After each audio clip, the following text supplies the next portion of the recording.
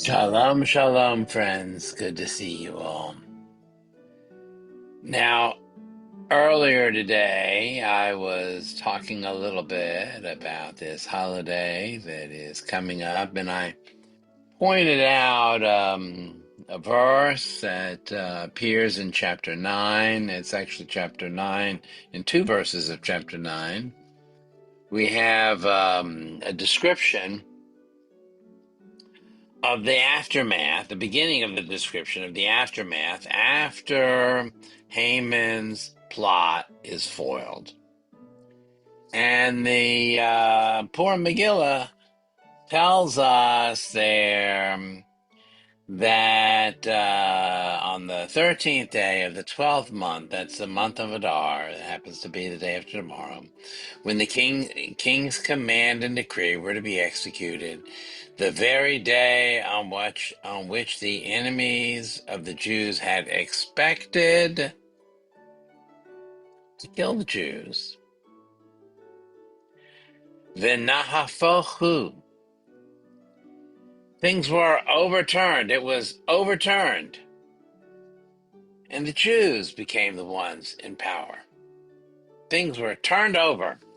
And that's really the essence, by the way, of Purim, that everything is turned over. I explained earlier today that Purim is this holiday where everything is turned around and turned over. And I also talked earlier today about how this theme of everything being turned over is also a theme that we find in Pesach as well. It's in the Haggadah and on Passover. For on Passover, the Torah tells us, Exodus chapter 14, verse 5, Vayafech lavav Paro, and Pharaoh's heart was turned. That same verb, to be overturned. Pharaoh's heart is turned. And then near the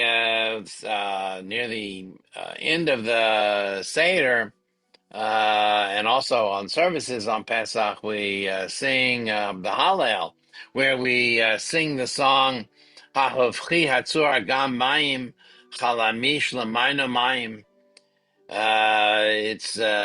It's who turned the rock into a pool of water, the flint into a flowing spring. That word is also turned around.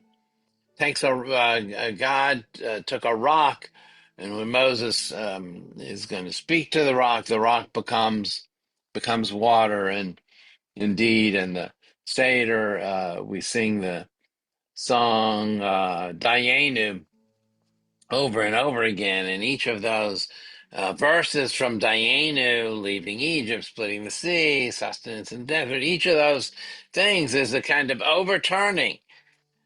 So Passover really is a story of transformation and overturning, so much to the point that on Passover we actually transform and overturn the foods that we're going to eat into symbols of exodus and freedom and remembering our pain. But I also spoke earlier today about how on Rosh Hashanah and Yom Kippur we have a very similar theme. Because there on Rosh Hashanah and Yom Kippur, when we sing the Unatana Tokef, we all proclaim together Tshuva, Tefillah, Tzedakah, Ma'arivim et Roeh HaGazera. Repentance, prayer, and charity overturn. It's a different word, but it has the same meaning, to overturn the severity of the decree.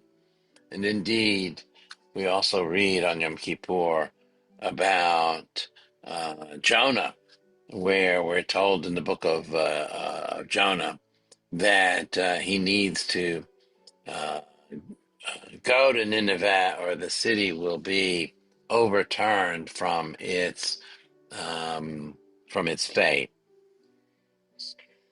Let me give you one more example. I did not talk about it in my class earlier today, but I want to give you one more example of transformation to try and make my point that at the very basis, the very center of our tradition, transformation is what it's all about.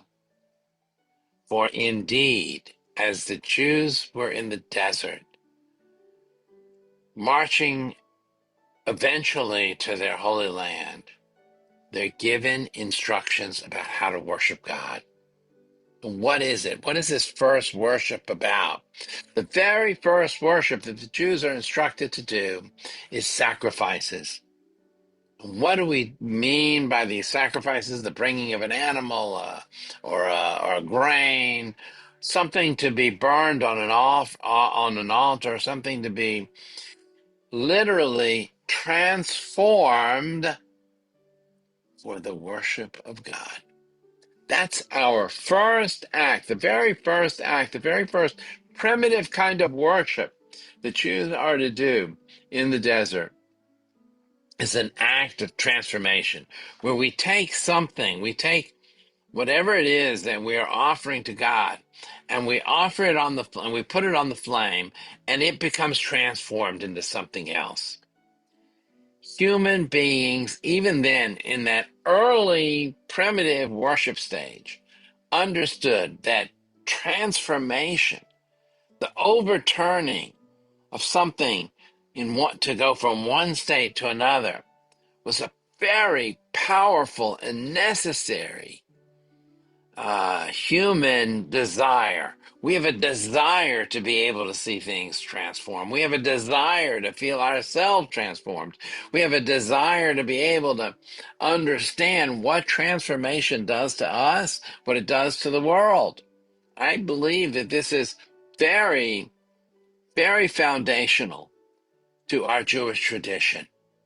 Transformation, overturning the apparent way things are. We see it easily on Purim, where everything is overturned. We even put a mask over our face, overturn our own identities. We go from sober to inebriated. We go from serious to silly, and then back to serious. And on Rosh Hashanah and Yom Kippur and Pesach and every Jewish holiday, really, this idea of transformation is vital. Eventually, the Jews would substitute prayer for sacrifice. And there, I'm afraid we don't understand as well that prayer is meant to be transformative as well.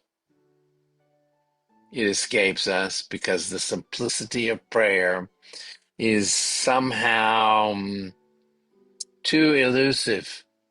It's words, it's songs, it's a social event. But the rabbis called prayer Avodat Alev, the service of the heart. And what they meant to say is that true prayer transforms us. True prayer takes us from one state of being into another state of being, hopefully a higher state of being, through the meditation, through the concentration, through the understanding of big ideas, to vocalizing our hopes and our dreams. We are to move through our prayer into a state of transformation, not by bringing any more a physical piece of meat to be cooked or grain to be toasted, but now by opening our hearts.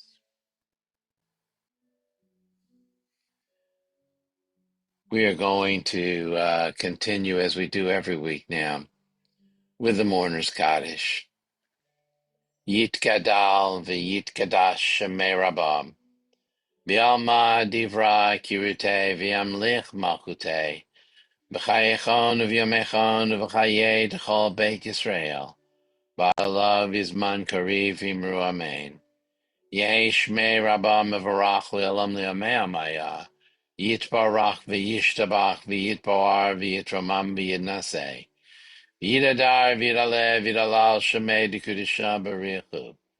Li'ela min kol birchata v'shirata, tushbechata v'nechamata damiran be'alma v'imru amen. Yehi shloma rabba min shemaya. V'chayim oleinu v'al kol Yisrael v'imru amen. Oseh shalom b'imramav. Hu Ya'aseh Shalom. Aleinu v'al Kol Yisrael. Vimru. Amen. Thank you, friends, for being with me. I look forward to sharing a few moments with you next week as well.